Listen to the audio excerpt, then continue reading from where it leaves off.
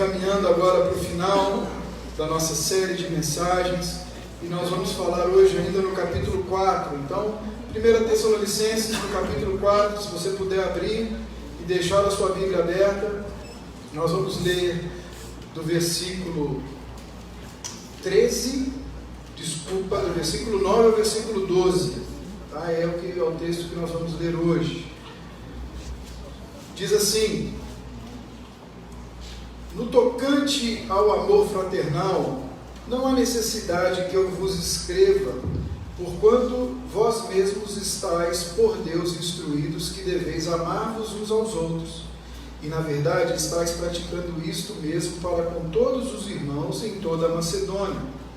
Contudo vos exortamos, irmãos, a progredires cada vez mais, e a diligenciardes por viver tranquilamente, cuidar do que é vosso e trabalhar com as próprias mãos, como vos ordenamos, de modo que vos porteis com dignidade para os que são, para com os de fora, e de nada venhais a precisar. Mas vamos orar mais uma vez. Obrigado, Senhor, pela tua palavra lida, proclamada, e é ela que nos transforma, ela que nos muda, ela que nos molda segundo ao Senhor.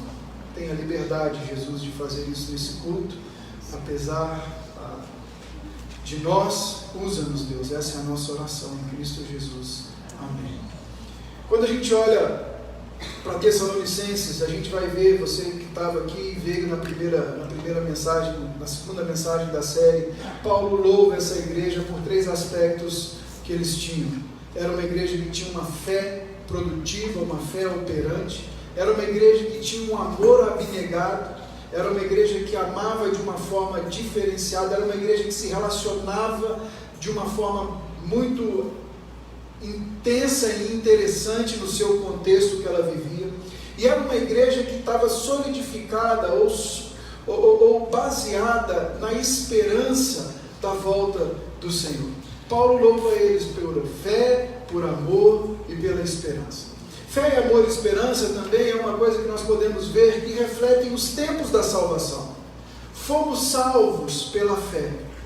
Fomos salvos porque depositamos a nossa fé em Cristo Jesus. Os tessalonicenses foram salvos quando ouviram a palavra, entenderam que era a palavra não de homens, era uma palavra que vinha do Senhor, e eles depositaram pelo Espírito Santo de Deus a certeza e a fé deles em Cristo Jesus. Nós falamos ano passado, e algumas vezes nós falamos sobre fé, e a gente tem vários tipos de fé. Entre elas, o mais comum, nós somos pessoas que temos muita inclinação a crendices. Nós somos um povo que crê bastante. Nós temos uma crença muito forte em nós. Nós crescemos sendo incentivados a crer em algo, em alguém, em alguma coisa. Mas essa fé não salva. O que salva é aquele momento que nós reconhecemos Cristo Jesus. Reconhecemos a nossa limitação, reconhecemos o sacrifício de Jesus, naquele momento que Jesus deixa de ser um personagem histórico, aquele momento que Jesus deixa de ser apenas uma teoria, naquele momento que Jesus deixa de ser apenas uma ideia ou um ideário, e ele passa a ser aquela razão pela qual você entende e compreende que precisa deixar nas mãos dele a tua vida, para que você comece a ter uma relação diferente, profunda e restaurada com Deus. Fomos salvos pela fé. Paulo está dizendo, vocês creram, a fé de vocês não apenas salvou vocês, mas tem feito o Evangelho progredir, e eu não preciso nem falar da fé de vocês, porque é o testemunho da fé de vocês. Em toda a Macedônia, em todo o mundo cristão, há um testemunho. Pessoas estão dizendo de como vocês estão se movendo em fé e de como a mensagem do Evangelho produziu em vocês. Paulo vai dizer também para eles que eles amavam de forma abnegada. Amor abnegado é estamos sendo salvos. É a vida de Jesus sendo manifesta pela sua igreja, sendo manifesta pelos seus, enquanto caminham e enquanto vivem nessa terra. Porque fomos salvos, agora caminhamos de forma diferente. Porque fomos salvos, agora estamos sendo restaurados à nossa versão original, a nossa melhor versão. Porque fomos salvos, nossa mentalidade está mudando, nossa cosmovisão está mudando. E agora aquilo que era a minha separação entre eu e o meu irmão, agora se transformou em amor, em cuidado, em admiração, em zelo, em relacionamento restaurado. O que era antes vingança, é agora perdão. O que era antes ira, é agora compaixão. Porque estamos sendo salvos. E a esperança de que seremos salvos. Iremos encontrar com Cristo Jesus. Nessa carta ele vai deixar bem claro para essa igreja de que vai haver um momento onde o Senhor vai cumprir a palavra que ele deu aos seus discípulos quando foi assunto aos céus e disse: eu vou voltar. Não é o exterminador do futuro, né? Eu vou voltar. Não, é o Senhor dizendo: eu vou voltar. E Ele vai voltar. E Ele vai levar a sua igreja. E nós reinaremos com Ele por toda a eternidade, irmãos. Essa é a esperança, seremos salvos. Então nós vemos no livro de Tessalonicenses também os 3 tempos da salvação. E até agora nós vimos praticamente a introdução da carta. Paulo vai falando, ele vai dando a introdução, vai fazendo uma oração, vai atestando algumas coisas, vai falando sobre aqueles irmãos, vai falando sobre a relação deles. E no capítulo 4, Paulo entra definitivamente no assunto. Paulo vai abordar então os problemas que aquela igreja estava enfrentando. No capítulo 4 de Tessalonicenses, ele vai tratar pelo menos de 3 assuntos que eram questões que ele precisava lidar com mais atenção. A primeira delas era a questão moral. Nós falamos na semana passada, Paulo aborda um tema da santidade, da moralidade daqueles homens. Parece que, apesar de toda essa relação que eles tinham e de todo esse mover de Deus no meio dele, parece que algumas pessoas ainda viviam de forma dissoluta. Parece que algumas pessoas ainda não tinham entendido claramente o padrão moral de Deus, aquilo que Deus esperava deles com relação à vida pessoal deles. A segunda parte do capítulo 4, ele vai falar sobre santidade agora nas relações interpessoais. Ele começa dizendo: nós precisamos tratar de santidade na minha vida com o Senhor. Agora eu preciso estender essa relação de santidade na minha vida de trabalho. Ele vai falar aqui, a gente viu aqui que ele fala sobre amar e trabalhar. 2 coisas que nós fazemos dia a dia. Em relacionamento, envolve pessoas, envolve gente, envolve conflitos, envolve problemas para resolver, envolve alegrias para compartilhar, envolve tristezas para se lidar. Relacionamento. Ele fala, precisa de santidade nos relacionamentos. E o final do capítulo 4, ele vai tratar sobre morte. Havia uma preocupação dos tessalonicenses com aqueles que já haviam morrido. E o que ia acontecer deles? Mas Paulo está falando, no capítulo 4, ele está tocando nas questões que o levou a escrever essa carta. E ele vai tocar aqui em 2 coisas que a gente vai falar nessa noite. A primeira delas a gente vai ver no versículo 9, no versículo 10, que ele vai dizer para a gente sobre o amor fraternal. Ele começa dizendo no versículo 9, ele fala assim: com respeito ao amor fraternal, com respeito à forma que vocês se amam, ou a forma que vocês se relacionam, ou a maneira como isso deve ser, eu não preciso escrever para vocês. E Paulo faz uma constatação fabulosa aqui. Ele usa uma palavra pela primeira vez nos escritos gregos. Ele usa essa palavra, ele diz a palavra teodidáticos. Ele fala, Deus mesmo ensinou a vocês sobre esse assunto. O próprio Senhor te ensinou sobre a necessidade do amor fraternal, o amor filadelfos, o amor de um irmão por outro irmão. E é interessante quando ele fala isso, porque ele pode ter em mente 2 coisas quando ele está dizendo que foi o próprio Deus que ensinou ao povo. A primeira é a certeza da nova aliança. Na nova aliança, Deus fala através do profeta Ezequiel que Ele colocaria no homem um novo coração, um novo espírito, renovaria ele e Ele os ensinaria a fazer. E a outra coisa que Ele tem em mente é que Ele fala lá no capítulo 1, no versículo 5, que eles receberam o ensino de Paulo como uma palavra vinda do próprio Deus. Então eles não estavam ali com relação a esse assunto, não era um assunto que precisava ser forjado ou ficar sendo muito explicado para eles.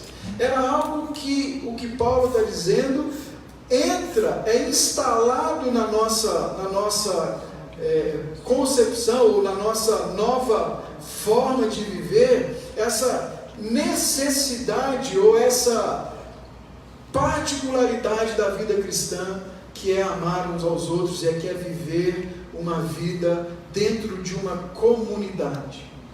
E isso é uma coisa muito interessante. Isso é uma coisa muito importante. Eu não sei se você lembra do momento da sua conversão.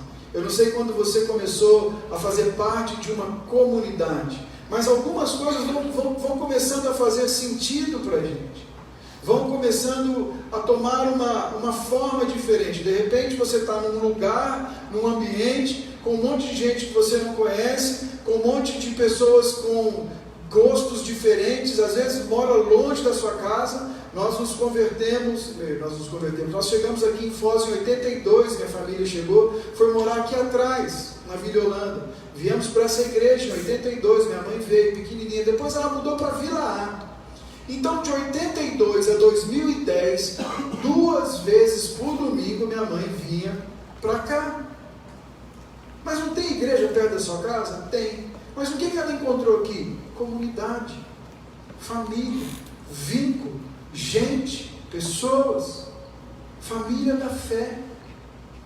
E Paulo vai dizer que os tessalonicenses entenderam isso aí. Eles entenderam, e ele vai falar: vocês são uma igreja que conseguem se relacionar, é uma igreja que conseguem amar, mesmo sabendo que o ambiente entre vocês é um ambiente imperfeito.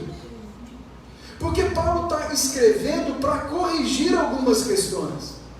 E às vezes a gente tem a tendência de achar que o que foi, sempre foi melhor. Aí eu vejo muita gente falando assim: porque na igreja primitiva eles não tinham problema, porque na igreja primitiva Deus fazia milagre a toda hora, porque na igreja primitiva as coisas aconteciam de um jeito diferente, porque na igreja primitiva o mover de Deus. Irmãos, a igreja primitiva tinha os mesmos problemas que nós temos, e eu vou te dizer, alguns piores do que o nosso, porque ao escrever para Corinto, Paulo está brigando, está dando uma dura num sujeito que dormiu com a esposa do pai, com a madrasta. Graças a Deus eu não precisei falar sobre isso aqui ainda, ninguém fez isso. Nós estamos falando de coisas que aconteciam na igreja primitiva, que fazem dela uma igreja tão imperfeita quanto a nossa. Mas ou da nossa, eu digo dos nossos dias, mas o que fazia a diferença, e o que faz a diferença ainda hoje? É que nós, quando nos tornamos cristãos, e quando começamos a caminhada, nós descobrimos que temos algo em comum, que é muito maior do que todas as nossas diferenças, que é Cristo Jesus. Precisa ser assim. Esse é o campo do amor abnegado.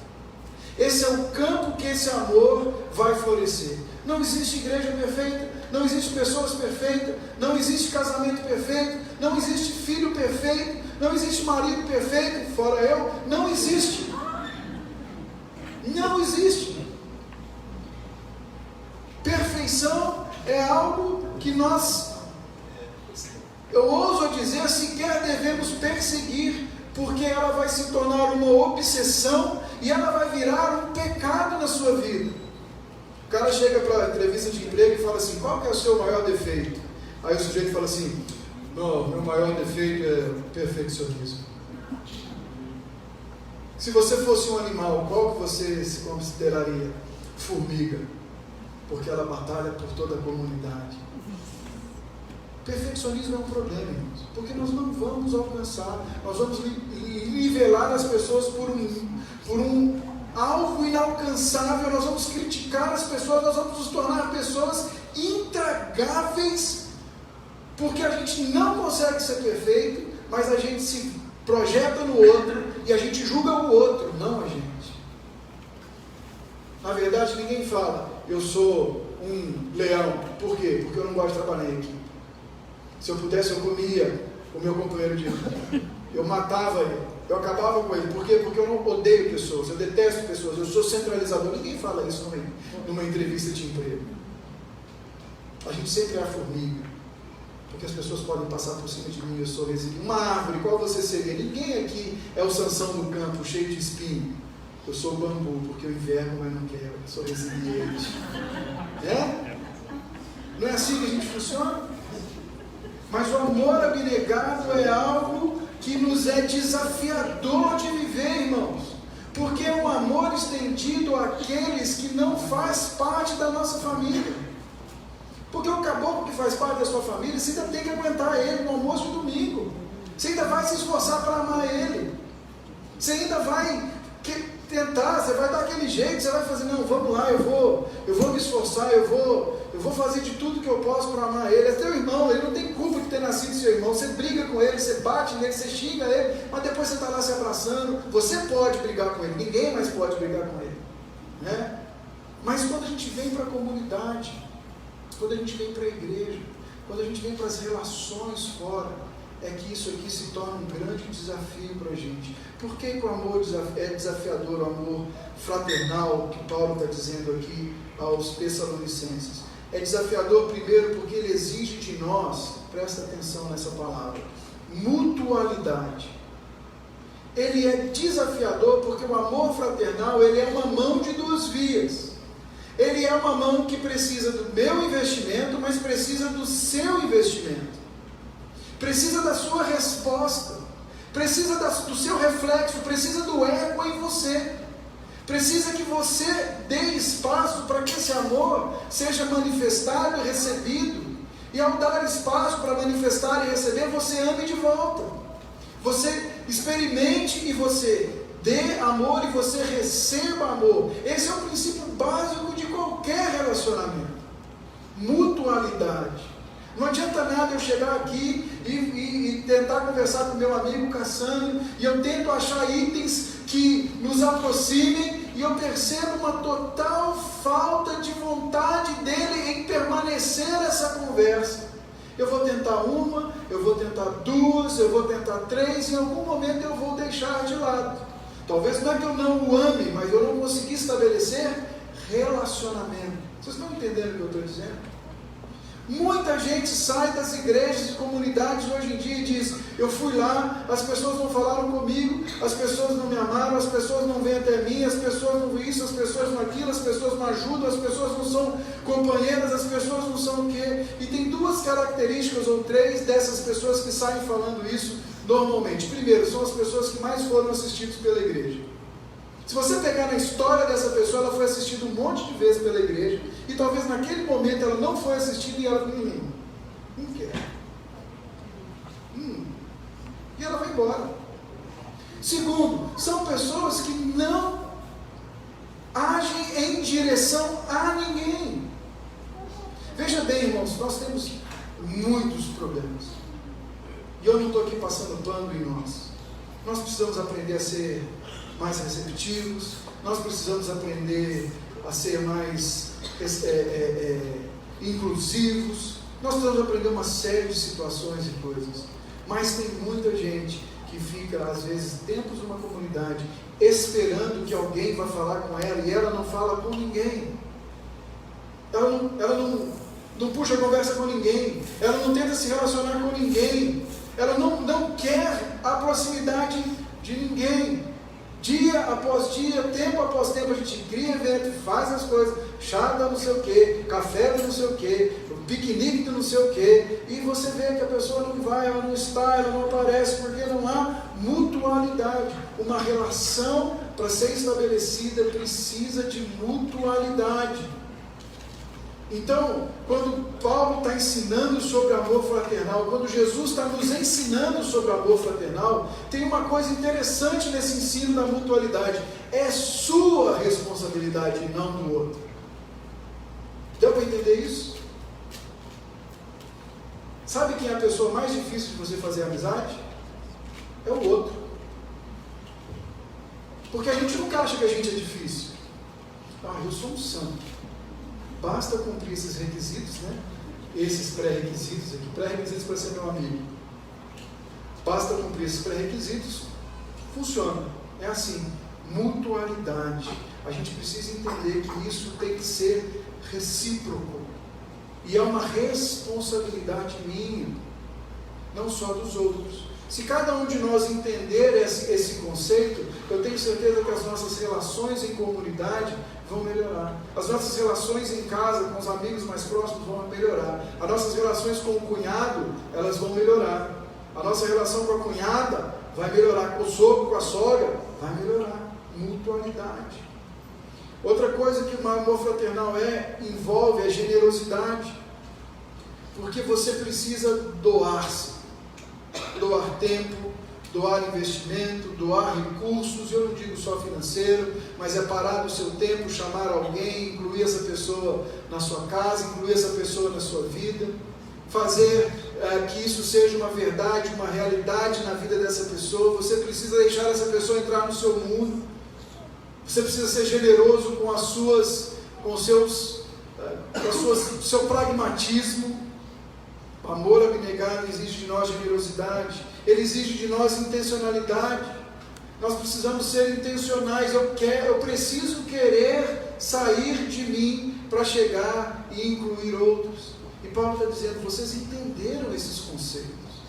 O amor abnegado exige integridade, porque ele só pode ser estabelecido e desenvolvido quando a minha intenção de me conectar com o meu irmão é uma intenção pura, é uma intenção íntegra. Eu não vou me conectar com o meu irmão pelo que ele tem para me oferecer. A gente está criando amizade, nós estamos criando relacionamento, nós não estamos criando uma rede de negócios. Não sei se vocês entendem isso, irmãos. Nós estamos criando uma rede de marketing multinível, de amigos, aonde eu começo a me relacionar com pessoas que podem me dar algo que eu preciso e eu posso ganhar com aquilo. O amor abnegado exige de nós integridade. O amor abnegado exige de nós o desejo de se relacionar com as pessoas por quem elas realmente são e não pelos que elas querem ou podem nos dar. O amor abnegado também é um reflexo de uma vida de maturidade espiritual diante de Deus. Quanto mais a gente entende o conceito, quer dizer que nós estamos entendendo aquilo que o Espírito Santo de Deus tem falado conosco, e temos entendido e vivido, temos nos tornado pessoas maduras. Por quê? Porque na mutualidade eu começo, na minha maturidade, a relevar algumas coisas. Algumas coisas passam a não ser mais problema para mim. Algumas coisas para mim, na vida do meu irmão, eu começo a olhar e eu começo a tentar ouvir aquilo que ele falou e não escutar. Você já viu isso, não? Ouvir sem escutar? Às vezes o cara fala uma besteira e ele está querendo te ferir, e aí você olha e fala assim, eu não vou deixar isso me afetar, eu vou ouvir sem escutar. Eu vou acreditar que esse sujeito ou essa sujeita, ele está num mau dia. Ele acordou com o pé esquerdo. Ou ele foi criado por Deus com 2 pés esquerdos, mas uma hora a coisa vai dar certo. Nós vamos amadurecendo no processo.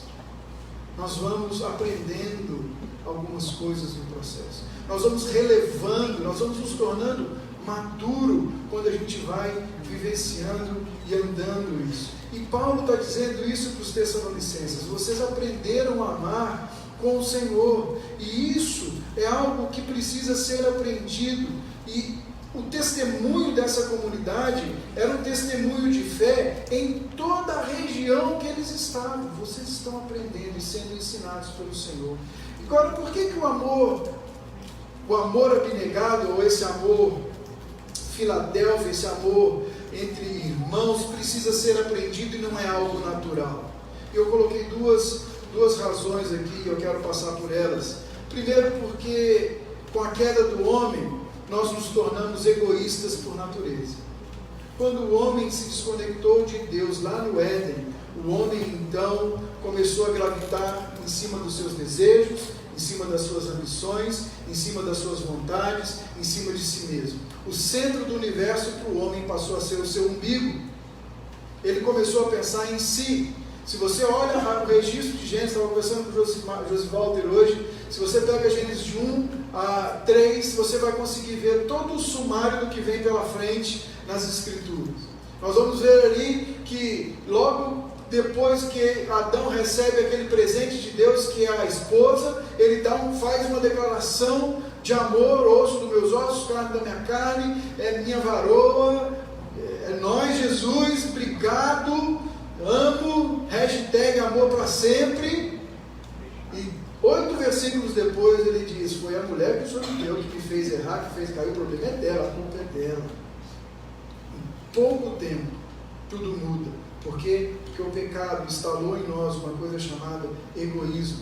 É tão antinatural em nós doar-se, dar, que você pode ver uma criança com poucos meses de vida, com poucos anos de vida, chorando porque, fazendo escândalo, brigando, xingando, esperneando um bebê porque ela não pegou a chupeta dela, porque alguém pegou o brinquedo dele.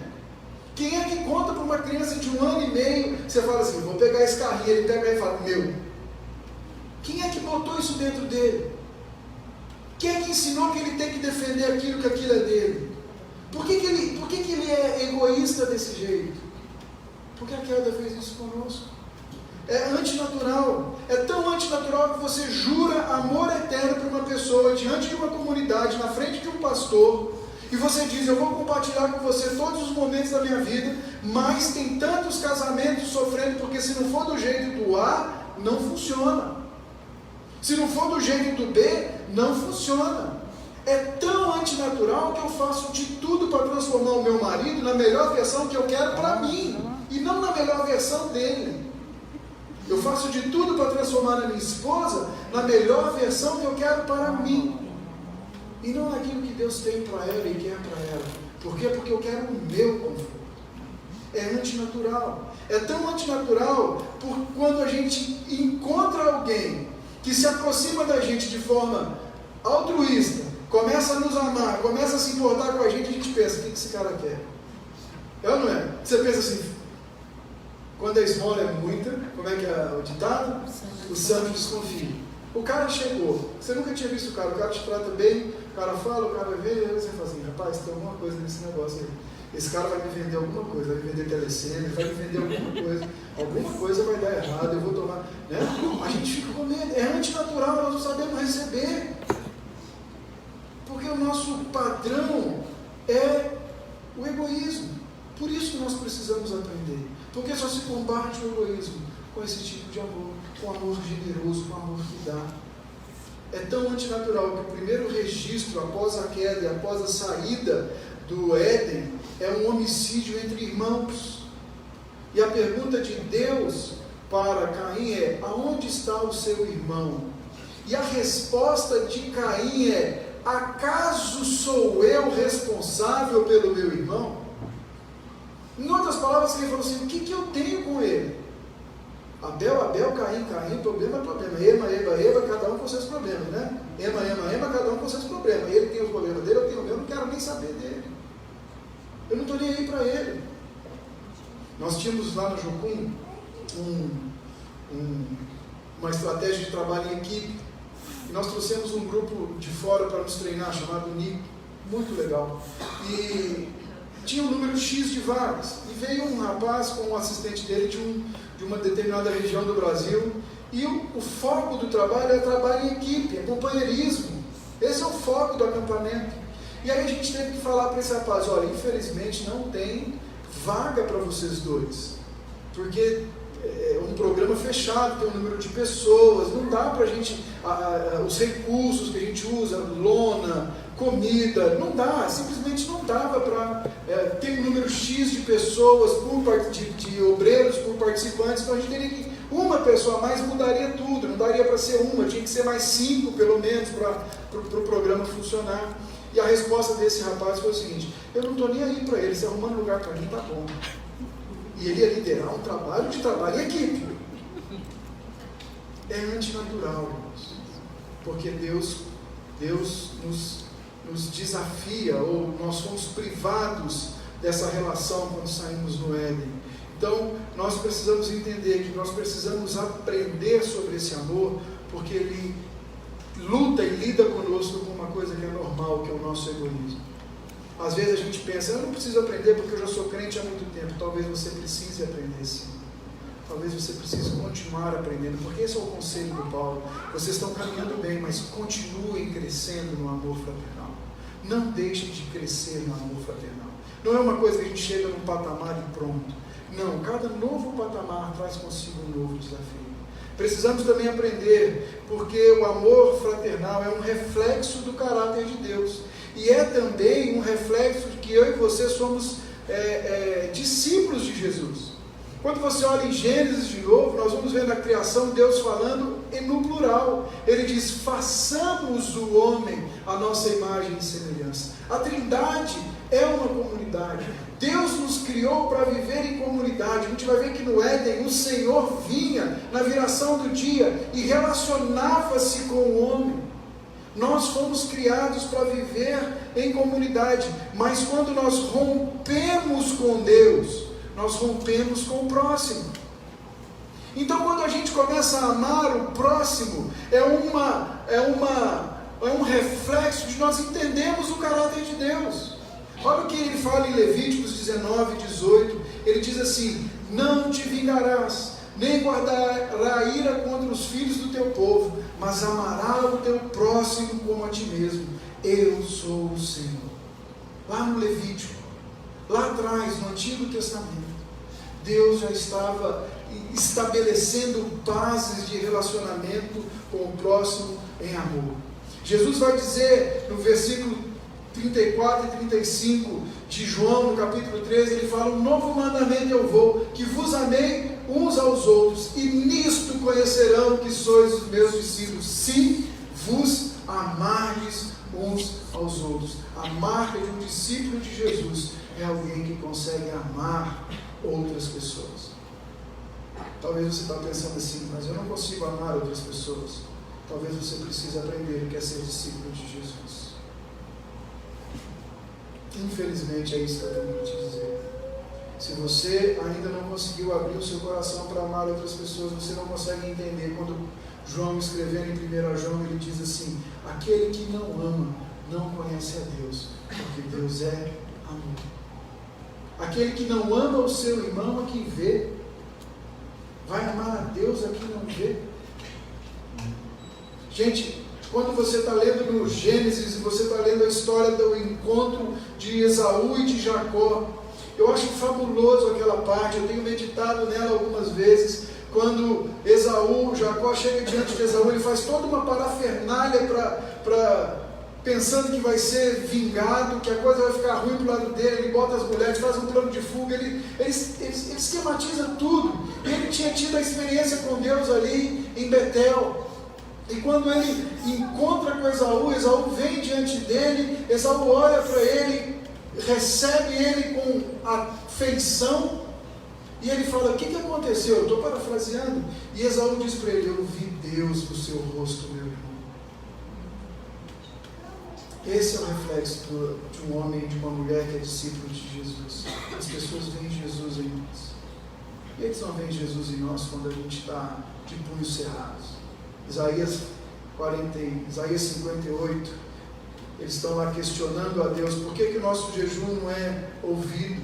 E aí ele fala, vocês jejuam para vocês mesmos, mas vocês fecham o punho um contra o outro, vocês estão com suas relações quebradas, vocês estão com seus relacionamentos truncados, e vocês estão aqui pedindo para mim, para eu te abençoar. Vocês vêm aqui e ficam falando, eu vou fazer campanha, eu vou fazer jejum, mas você não dá bom dia para as pessoas do seu lado, você briga com todo mundo, você é um treteiro, você é um Zé Fusquinha, você está com problema e você precisa resolver o seu problema. E não adianta você tentar espiritualizar e dizer que você é bom, porque você não é, você precisa amar. Essa é a demonstração maior de fé e de amor, que solte a ligadura daqueles que estão presos, que alimente o faminto, que se preocupe com os outros.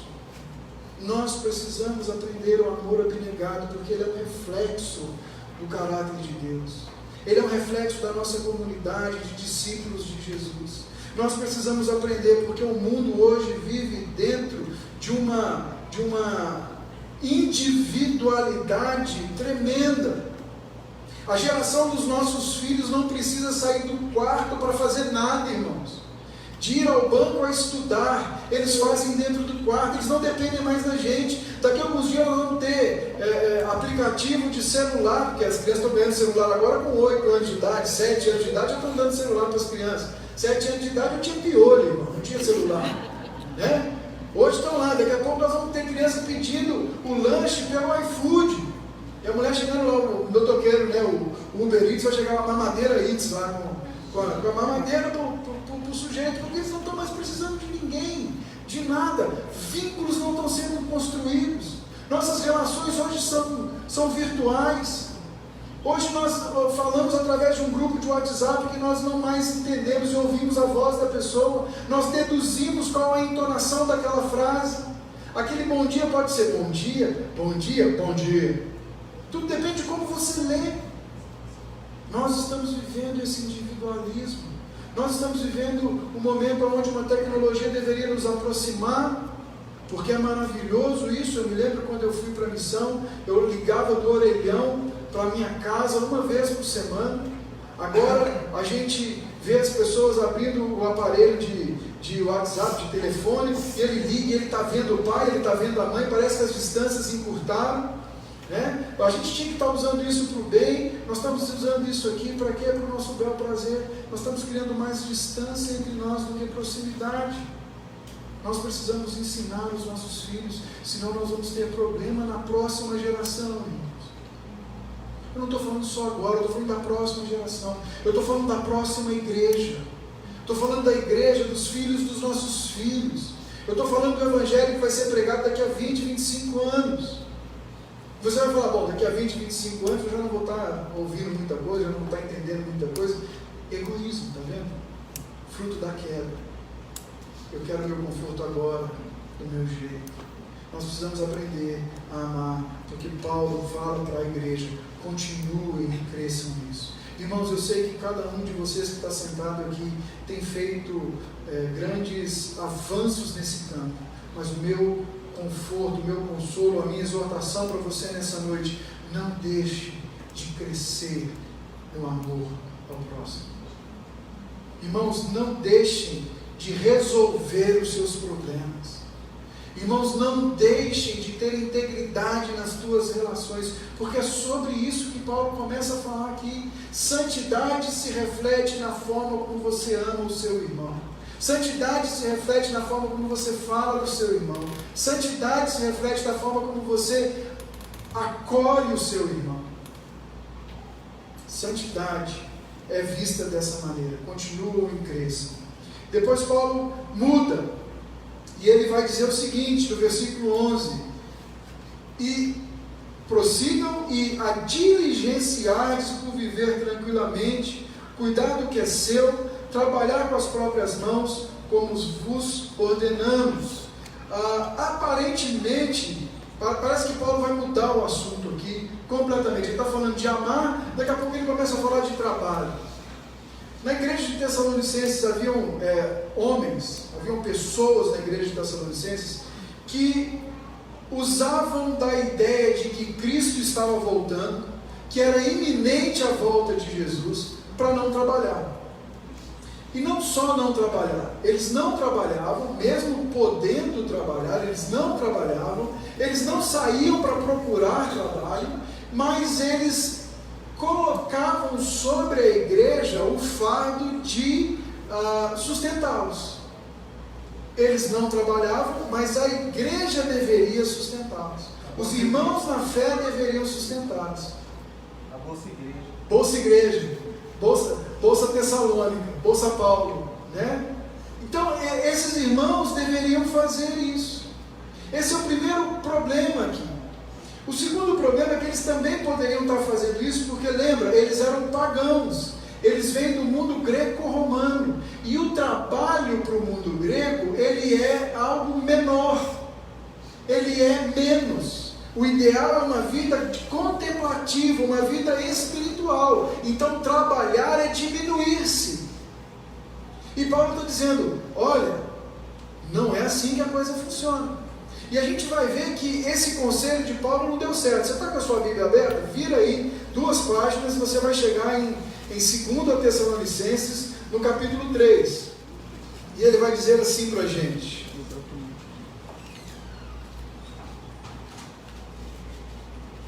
Tessalonicenses 3, 10 e 11. Ele vai dizer assim: porque quando ainda convosco vos ordenamos isto, se alguém não quer trabalhar também, não coma, pois de fato estamos informados de que entre vós há pessoas que andam desordenadamente, não trabalhando, antes se intrometem na vida alheia. Então Paulo constata de que ele deu uma ordem, ele falou o que deveriam ser feito, mas isso não mudou, as pessoas continuavam fazendo, tanto que ele escreve na 2ª carta, e na 2ª carta ele é menos polido, irmãos. Na 1ª carta ele diz, eu aconselho que eles trabalhem, que eles tenham o tempo deles. Na 2ª carta ele fala o seguinte, não quer trabalhar? Não come. Agora, Paulo não está dizendo daquela pessoa que perdeu o emprego, Paulo não está dizendo daquela viúva que não tem família, Paulo não está dizendo do órfão, Paulo não está dizendo do pobre que por algum motivo naquele momento precisa ser atendido, precisa ser acolhido, precisa ser assistido. Paulo está dizendo daquela pessoa que pode fazer, mas escolhe não fazer, que tem capacidade para fazer, mas escolhe não fazer. E não somente isso, parece que eles usavam o tempo ocioso deles para ir na casa dos outros, falar mal uns dos outros, se intrometer na vida dos outros. Ele não sabe como resolver o problema dele, mas ele tem uma receita para o problema de todo mundo. O dele ele não resolve, mas o dos outros ele sabe como fazer. Paulo está dizendo que essas pessoas deveriam fazer o quê? Eles deveriam primeiro ter o esforço para viver uma vida tranquila.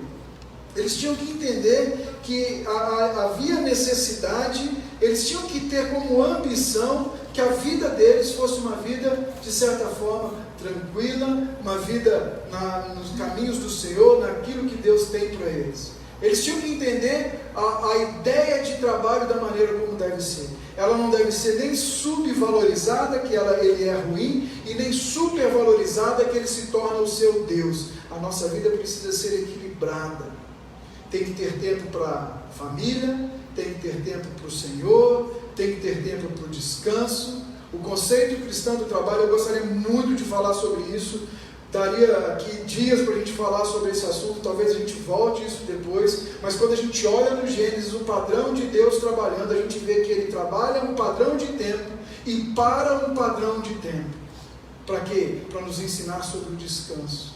E esse descanso diz muito sobre a nossa fé, porque lá no Novo Testamento Jesus diz, eu sou o sábado, eu sou o seu descanso.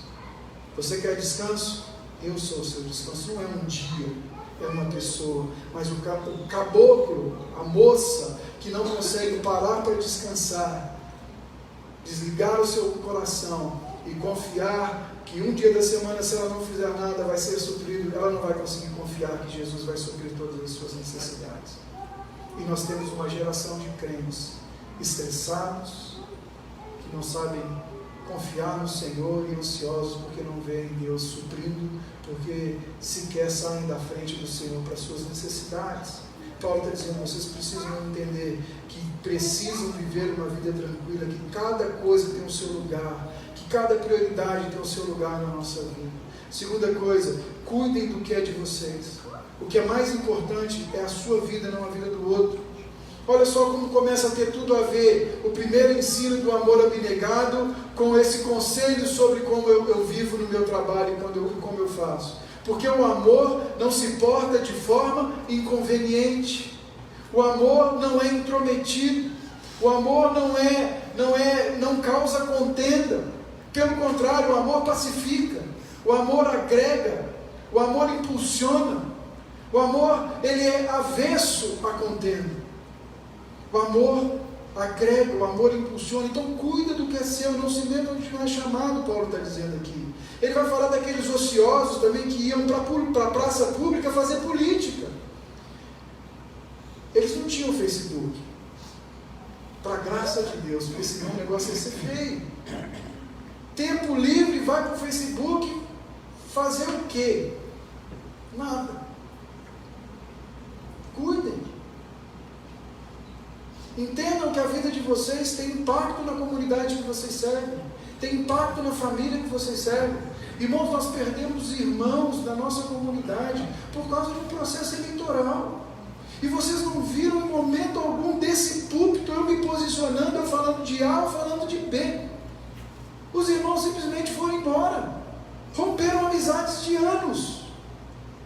Famílias que não vêm aqui desde o domingo após a eleição. O último domingo que vieram foi no dia da eleição.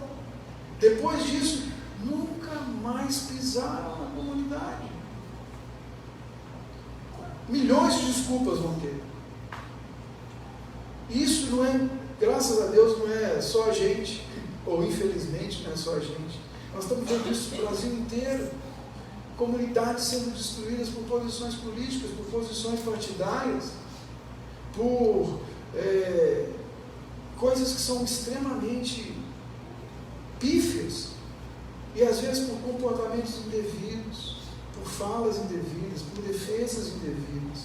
Cuide do que é seu, cuide do tempo de vocês. Irmãos, aproveitem, vamos aprender a aproveitar o nosso tempo livre.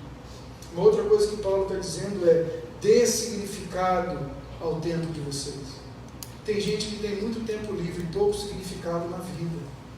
Poderia estar fazendo uma série de outras coisas, mas acorda de manhã, come o seu café da manhã, vai para frente da televisão, vai ver série, vai ver filme, vai ver Fátima Bernardes, vai ver Ana Maria Braga, vai ver o que mais que tem na televisão, e vai vendo programa de fofoca, e vai não sei o que, e vai ver não sei o que. Quando chegou no final do dia, o que ela fez? Nada, ficou o dia inteiro na frente da televisão, não construiu, não edificou, não fez nada. Vai servir um projeto social, meu irmão, você tem condição de fazer. Vai dar tempo para visitar pessoas, vai orar por alguém, vai para o hospital, vai fazer uma visita. Incomoda o seu pastor: pastor, eu queria entender esse trecho da Bíblia. Seu pastor está aqui para isso, para ser incomodado. Incomoda, você tem meu celular. Incomoda o Cassandro. Se você quer me incomodar, pode incomodar ele. Incomoda o Aziz, incomoda o Ricardo, incomoda. Vocês estão entendendo o que eu estou dizendo? Aproveite o seu tempo. E são pessoas que têm tempo ocioso e não vêm na igreja. Por quê? Porque no dia de vir na igreja surgiu uma coisa importante para fazer. Eu não entendo. Cuide do que é seu, está aqui. Trabalhe com as próprias mãos, é o próximo ponto. Ele está dizendo: o trabalho é importante. Todos nós podemos fazer algo, temos algo para fazer. E no final ele vai dizer: vivam e portem-se com dignidade para os que são de fora. A sua vida pública diz respeito e compromete a comunidade de fé que você participa. Nós, como crentes, precisamos dar bom testemunho no comércio, precisamos dar bom testemunho nas nossas relações de trabalho, de emprego, de empregador. Nós precisamos dar bons testemunhos. Vivam uma vida digna para quem é de fora. Deem bom testemunho. Esse é o conselho de Paulo. E aqui a gente também vai encontrar um paradoxo, irmãos. Porque Paulo fala: cresçam e superabundem no amor. Mas olha o que ele fala em 2 Tessalonicenses. Ele fala assim no versículo 3, capítulo 3, versículo 6.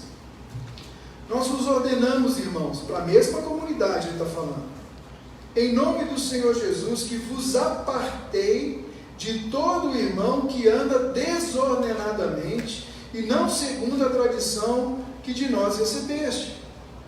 Depois ele vai dizer no versículo 12: a elas, que as pessoas que não estavam trabalhando, determinamos e exortamos o Senhor que trabalhando tranquilamente como o seu próprio pão. E vós, irmãos, não vos canseis de fazer o bem. Caso alguém não preste obediência à nossa palavra dada por esta epístola, notai-o, nem vos associeis com ele, para que ficais envergonhados. Todavia, não o considereis por inimigo, mas adverti-o como irmãos. Ao mesmo tempo que ele pede para que a gente cresça em amor, mutualidade, generosidade, tudo que eu falei aqui no início, ele está dizendo aqui: não se relacionem com pessoas que insistem em viver dessa forma. E isso parece um paradoxo.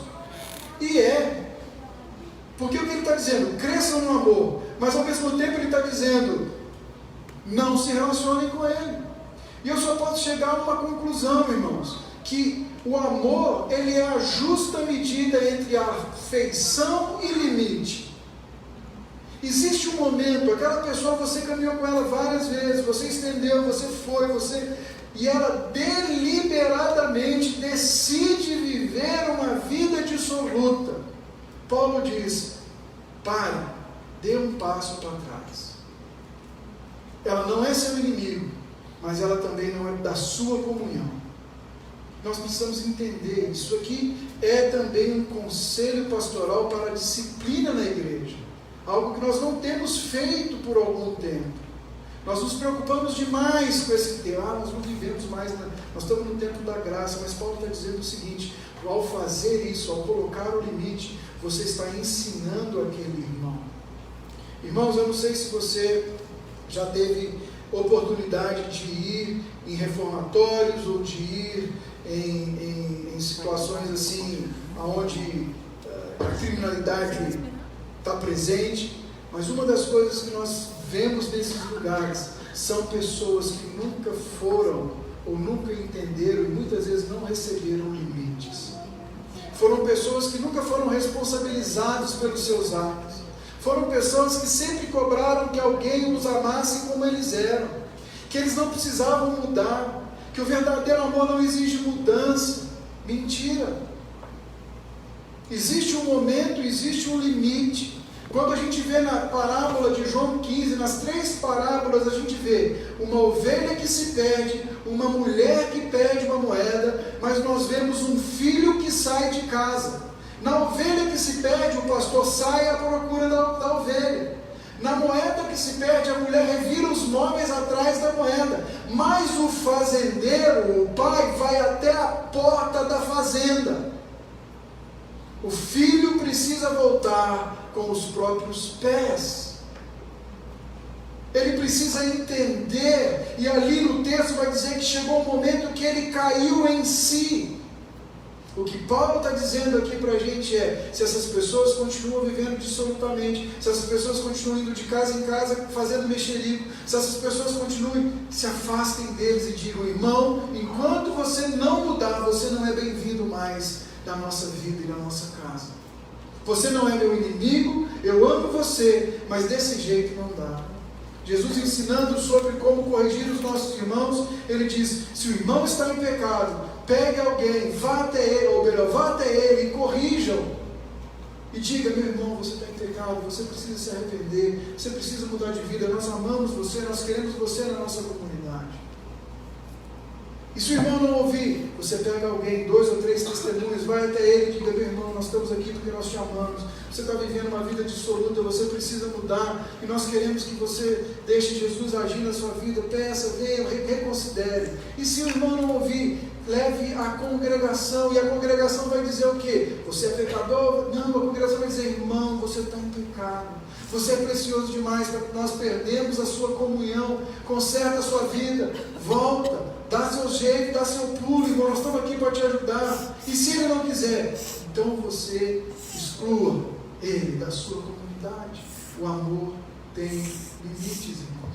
Nós não somos, nenhum de nós é obrigado a nos relacionar com as pessoas, e aqui tem um ensino muito importante, com as coisas mal resolvidas, com as coisas anuviadas, tendo que engolir coisas, porque talvez pode ser. Nós temos que escolher as palavras.